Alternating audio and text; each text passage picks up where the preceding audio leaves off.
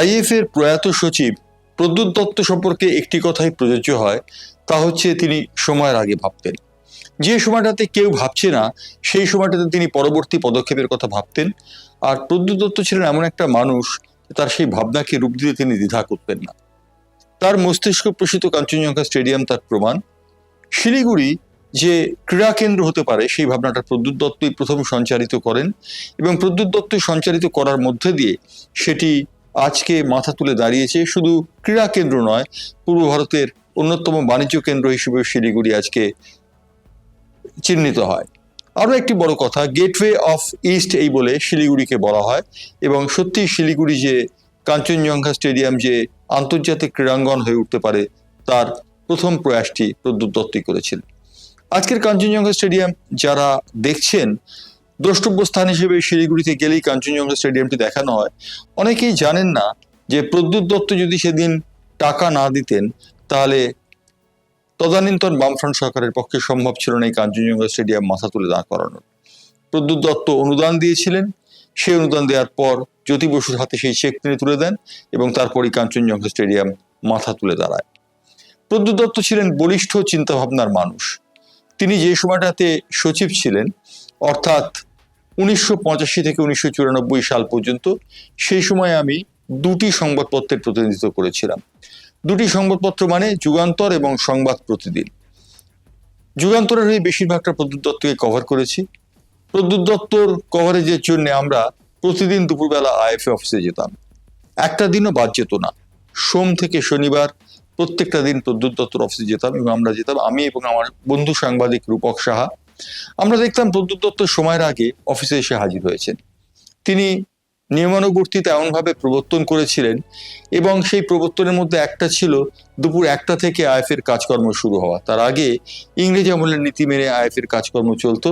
প্রদ্যুৎ দত্তই প্রথম বেলা 1টা থেকে আইএফএ অফিসের কাজকর্ম শুরুর ব্যবস্থা করেন। প্রদ্যুৎ দত্ত অফিসে বসে থাকতেন, আমরা যেতাম। কোনোদিন খবর থাকলে তিনি বলতেন খবর আছে, একটু বসো, আর কোনোদিন তিনি বলতেন এনটিআর, অর্থাৎ নাথিং টু রিপোর্ট।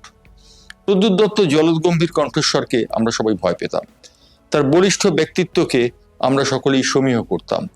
আমরা মনে করতাম যে আইএফএতে এমনই একজন সচিব আসা দরকার, যিনি বলিষ্ঠ হবেন, একই সঙ্গে উদার মানসিকতার অধিকারী হবেন।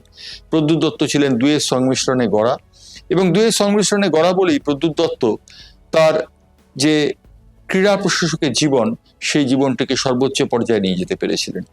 131 বছরের আইএফের ইতিহাসে আমাকে যদি বাঁচতে বলা হয় সর্বোত্তম সচিবকে, তাহলে আমি নিঃসন্দেহে প্রদ্যুৎ দত্তর নামই করব। তার আগে এবং পরে অনেক সচিব এসেছেন। অশোক ঘোষ, তিনি নেহেরু কাপ এই ভারতে এনে যথেষ্ট বড় কাজ করেছেন। তার আগে যে সমস্ত সচিবরা ছিলেন, বিশ্বনাথ দত্ত ছিলেন প্রদ্যুৎ দত্তর অগ্রজ। তিনি একটা সময় নঈমুদ্দিন এবং সঙ্গী খেলোয়াড়দের ভবানীপুর টেনে সাসপেন্ড পর্যন্ত করেছিলেন। কিন্তু প্রদ্যুৎ দত্ত যে সাহস দেখিয়েছিলেন, সেই সাহস কিন্তু অন্য কোনো সম্পাদক দেখাতে পারেননি। তিনি মোহামেডান স্পোর্টিং ক্লাবকে প্রথম ডিভিশনের সুপার ডিভিশন থেকে অবনমনের কবলে ফেলেছিলেন। এই কারণে ফেলেছিলেন কারণ মোহামেডান স্পোর্টিং সেই সময় একটা দাবি জুড়ে ছিল যে কেন তারা বারবার মোহনবাগান অথবা ইস্টবেঙ্গলের বিরুদ্ধে আগে খেলবে। তাদের দাবি ছিল যে মোহনবাগান ইস্টবেঙ্গল ম্যাচটা আগে করা হোক, তারপর তারা খেলবে, এবং সেই অজুহাতে তারা দীর্ঘদিন কলকাতার লিগে অংশ নেননি। প্রদ্যুৎ দত্ত কিন্তু পিছুপা হননি তাদের নামিয়ে দিতে, তাদের অবনমন করে দিতে। তাদের যখন অবনমন করেছেন, তখন মীর মোহাম্মদ ওমর মোহামেডান ক্লাবের সচিব। মীর মোহাম্মদ ওমর সম্পর্কে আপনারা সবাই জানেন যে কলকাতার অত্যন্ত পরিচিত ডন। সেই মীর মোহাম্মদ ওমর তখন সচিব। মীর মোহাম্মদ ওমর, আমার মনে আছে, খিদিরপুরে একটা আমাদের নিয়ে গিয়ে বিরিয়ানি খাইয়ে আমাকে এবং আমার কয়েকজন বন্ধু সাংবাদিককে বলেছেন, मैं भी देख लूंगा कैसे প্রদ্যুৎ দত্ত ये काम कर सकते हैं। কিন্তু প্রদ্যুৎ দত্ত যেদিন এই সিদ্ধান্ত নিলেন, সেদিন দুপুরবেলা গোটা কলকাতা উত্তাল হয়ে গেছিল বিক্ষোভে। একটি বিক্ষোভের মিছিল আইএফএ অফিসের দিকে আসছিল ধর্মতলার বাস স্ট্যান্ডের দিক থেকে রানী রাসমণি রোড হয়ে। সেই সময় সেই মিছিলের ধ্বনি ছিল অবশ্যই সাম্প্রদায়িকতার গন্ধ ঘেরা। সেই সময় আমার মনে আছে পুলিশ কমিশনার তদানীন্তন প্রদ্যুৎ দত্তকে টেলিফোন করেছিলেন। আমরা তখন প্রদ্যুৎ দত্ত ঘরে রয়েছি। প্রদ্যুৎ দত্তকে টেলিফোন করে তিনি বললেন, মিস্টার দত্ত, আপনি আপনার সিদ্ধান্তকে রিভার্স করুন। প্রদ্যুৎ দত্ত বলেছিলেন, আমি আমার সিদ্ধান্ত রিভার্স করব না, ল অ্যান্ড অর্ডার দেখার কাজ আপনাদের, আপনারা ল অ্যান্ড অর্ডারটা দেখবেন। আমি ফুটবলের উন্নয়নের স্বার্থে যে কাজ করেছি তার থেকে পিছু পাবো না। প্রদ্যুৎ দত্ত অটল ছিলেন মোহামেডানকে শাস্তি দেবার ব্যাপারে। সেই সময় বামফ্রন্ট সরকার, জ্যোতি বসু থেকে আরম্ভ করে সুভাষ চক্রবর্তী, সকলেই একটু অবাক হয়েছিলেন প্রদ্যুৎ দত্তর এই অনমনীয় মনোভাব দেখে। আমরা কিন্তু হইনি, আমরা সাংবাদিকরা আমরা জানতাম যে প্রদ্যুৎ দত্ত কতটা অনমনীয় হতে পারেন, কতটা কঠোর হতে পারেন। কঠোরতার আড়ালেই তার একটা কোমল মনও ছিল। সেই কোমল মন থাকার জন্য তিনি বারবার মোহামেডান স্পোর্টিং ক্লাবে ছুটে গেছেন, কলকাতার বড় ক্লাবে ছুটে গেছেন। প্রদ্যুৎ দত্ত সম্পর্কে একটা অভিযোগ ওঠে যে তিনি নাকি ইস্টবেঙ্গলই ছিলেন, ইস্টবেঙ্গল সমর্থক ছিলেন, যে কারণে ইস্টবেঙ্গল তার কাছ থেকে বাড়তি সুবিধা পেত। কিন্তু তার পরবর্তী পর্বে সমস্ত কর্মকর্তারাই স্বীকার করেছেন যে প্রদ্যুৎ দত্ত কখনো ইস্টবেঙ্গলকে টেনে কোনোদিন কোনো কাজ করেননি। তিনি যেটি করেছেন, মোহনবাগান, মোহামেডান এবং ইস্টবেঙ্গল তিন প্রধান ছিল, এই তিন প্রধানকে সাহায্য রেখেই করেছেন। 1990 সালে আমি ইতালিয়া 90 অর্থাৎ বিশ্বকাপ কভার করতে গেছিলাম প্রিয়রঞ্জন দাসমুন্সির একটা অমোঘ সহচর্যে। ফিরে এলাম, ফিরে আসার পর প্রদ্যুৎ দত্ত একদিন আমাকে ডাকলেন, ডেকে প্রফুল্ল সরকার স্ট্রিট বা সুতারকিন স্ট্রিট যাই নামেই ডাকি না কেন, সেই অফিসে বসে আমাকে বললেন, ইতালিতে কেমন ম্যানেজমেন্ট দেখে এলে? অর্থাৎ আইএফএ সচিব বিশ্বকাপের ম্যানেজমেন্ট সম্পর্কে জানতে চাইছেন। এটা আমার কাছে গভীর অর্থবহ বলে মনে হয়েছিল। প্রদ্যুৎ দত্ত সময়ের আগে ভাবতেন, এই কারণে তিনি চাম্পস লিগে চাম্পসকে সংযুক্ত করে স্পন্সরশিপ ফুটবল প্রথম চালু করেছিলেন এই ভারতবর্ষে। আজকের দিনে ভারতবর্ষের সমস্ত ফুটবল, শুধু ভারতবর্ষ কেন, গোটা পৃথিবীর ফুটবল স্পন্সরশিপের উপর বা স্পন্সরদের দাক্ষিণের উপর নির্ভর করে থাকে। সব খেলাধুলোতেই স্পন্সর এসে গেছে।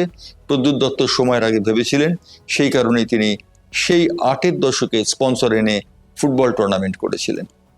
প্রদ্যুৎ দত্ত তার জীবদ্দশায় কোনো কর্মকর্তার সঙ্গে খারাপ ব্যবহার করছেন এই কথা কেউ বলতে পারবে না, কিন্তু প্রদ্যুৎ দত্তকে সমীহ করতেন না এমন কোনো কর্মকর্তাও নেই।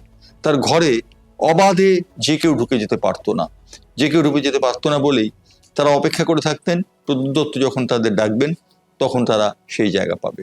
আইএফএ অফিসে একজন পিয়ন ছিল বা দ্বার রক্ষক ছিল, তার নাম সুধাকর। প্রদ্যুৎ দত্তর অত্যন্ত বিশ্বস্ত সুধাকর একটা সময় অত্যন্ত অসুস্থ হয়েছিল।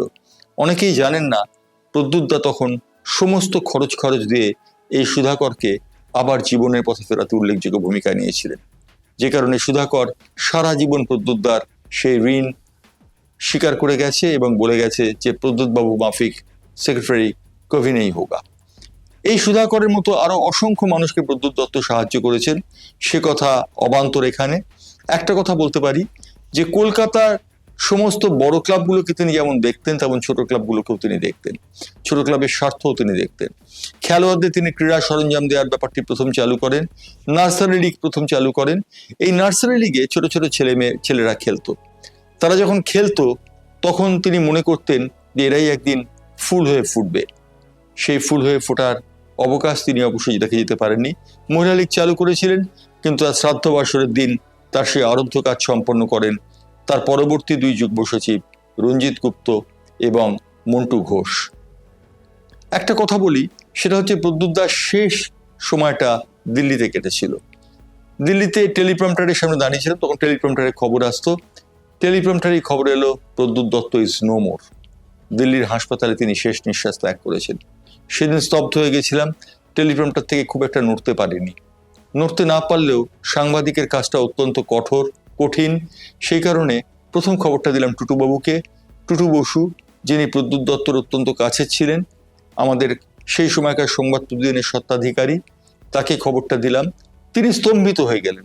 প্রদ্যুৎ দা নেই, এ তো ভাবা যাচ্ছে না। কিন্তু যা ভাবা যায় না তাই সঠিক হয়, কারণ তাই ফলবতী হয়। প্রদ্যুৎ দত্ত চলে গেলেন। প্রদ্যুৎ চলে যাবার পর দীর্ঘদিন আইএফএর চেয়ারটা শূন্য পড়েছিল। কে বসবেন, সচিব হবেন, তাই নিয়ে জোর মারামারি শুরু হয়ে গিয়েছিল।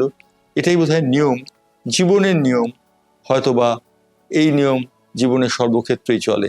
একজন চলে যায়, তার শূন্যস্থান নেবার জন্য কারাকারি পড়ে যায় অন্যদের মধ্যে। কিন্তু প্রদ্যুৎ দত্তর যে লিগাসি, প্রদ্যুৎ দত্তর যে উত্তরাধিকার, তা বহন করার ক্ষমতা কি পরবর্তী সম্পাদকদের ছিল? এটি কিন্তু খুব বড় প্রশ্ন হয়ে দেখা দেবে। আমি জানি এই প্রশ্নটি করার জন্য অনেকে আমাকে প্রশ্ন করবেন বা অনেকে আমাকে সমালোচনার যুবকাষ্ঠে নিক্ষিপ্ত করবেন, কিন্তু একটি কথা বলতে পারি যে প্রদ্যুৎ দত্ত যে প্যারামিটার তৈরি করে দিয়ে গেছিলেন, সেই প্যারামিটার ছোঁয়া অত্যন্ত কঠিন। প্রদ্যুৎ দত্তর পুত্র অনির্বাণ দত্ত বর্তমানে আইএফএর সচিব। আইএফএর সচিব অনির্বাণও জানে যে তার পক্ষে তার বাবার প্যারামিটার ছোঁয়া অবশ্যই কঠিন। যদিও ফুটবল পুরোটাই বদলে গেছে, আগেকার সেই ফুটবল নেই, আগেকার সেই ধ্যান ধারণাও নেই, যে কারণে আগেকার কর্মকর্তাদের মতো এখনকার কর্মকর্তারা একটু অন্যরকম ভাবেই চলার পথে হাঁটেন। অনির্বাণও সেই পথে হাঁটছেন। আমি আশা করব প্রদ্যুৎ দত্ত লিগ্যাসি, প্রদ্যুৎ দত্তর উত্তরাধিকার সে যথারীতি বহন করবে। প্রদ্যুৎ দত্ত এই নামটিই ছিল যথেষ্ট। আমার মনে আছে সবুজ বাঁচাও আন্দোলনের কথা। দক্ষিণ কলকাতার রবীন্দ্র সরোবর বহুজাতিক প্রতিষ্ঠানকে দেবার সিদ্ধান্ত নিয়েছিল বামফ্রন্ট সরকার। সেই সময় প্রদ্যুৎ দত্ত সবুজ বাঁচাও আন্দোলনের নেতৃত্ব দিয়েছিলেন। তার সেই নেতৃত্বে তার পাশে এসে দাঁড়িয়েছিলেন আজকের মুখ্যমন্ত্রী মমতা বন্দ্যোপাধ্যায়। যে কারণে মমতা বন্দ্যোপাধ্যায় প্রদ্যুৎ দত্ত সম্পর্কে খানিকটা দুর্বল হয়েছে। আজও তিনি প্রদ্যুৎ দত্তর কথা উঠলে তার চোখ ছলছল করে ওঠে। কারণ আমার স্পষ্ট মনে আছে মমতা বন্দ্যোপাধ্যায় তখন লালু আলমের লাঠির বাড়ি খেয়ে দক্ষিণ কলকাতার একটি নার্সিংহোমে রয়েছেন। সেই নার্সিংহোমে যখন রয়েছেন তখন রাখি বন্ধন উৎসব পড়ল। প্রদ্যুৎ দা একটা রাখি নিয়ে গেলেন, প্রদ্যুৎ দা মমতার হাতে রাখি পরিয়ে দিলেন। মমতা বললেন, আপনি কি উন্মাদ হয়েছেন, হাসপাতালে রাখি পরাচ্ছেন? প্রদ্যুৎ দত্ত বললেন, দাদা বোনকে রাখি পরাবে এ আর নতুন কথা কি? সব সময় সর্বত্র এই রাখি পরানো যেতে পারে। এই রাখি বন্ধনে আবদ্ধ হয়েছিলেন প্রদ্যুৎ দত্ত। আমিও ছিলাম সেই সবুজ বিপ্লবের শরিক। আমি সাংবাদিক হিসেবে সেই সবুজ বিপ্লবের অন্যতম শরিক ছিলাম। আমাকে অফিস থেকে অ্যাসাইনমেন্ট দেওয়া হয়েছিল সেটি কভার করার জন্য।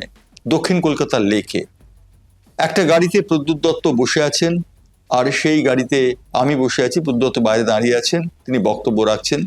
সেই সময় তিনি একটা শিক্ষা দিয়েছিলেন। তিনি বলেছিলেন যে তুমি সবুজ বাঁচাও আন্দোলনের শরিক হতে পারো, কিন্তু তুমি আদতে একজন জার্নালিস্ট, একজন রিপোর্টার।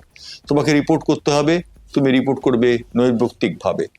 প্রদ্যুৎ দত্ত এমন একজন মানুষ ছিলেন যিনি সমালোচনায় কোনো সময় বিচলিত হতেন না, প্রশংসায় কোনো সময় গদগদ হতেন না। এই শিক্ষা প্রদ্যুৎ দার কাছ থেকে পেয়েছি। প্রদ্যুৎ দা অমোঘ অনির্বাণ হয়ে জ্বলে থাকবেন আমাদের অন্তরে।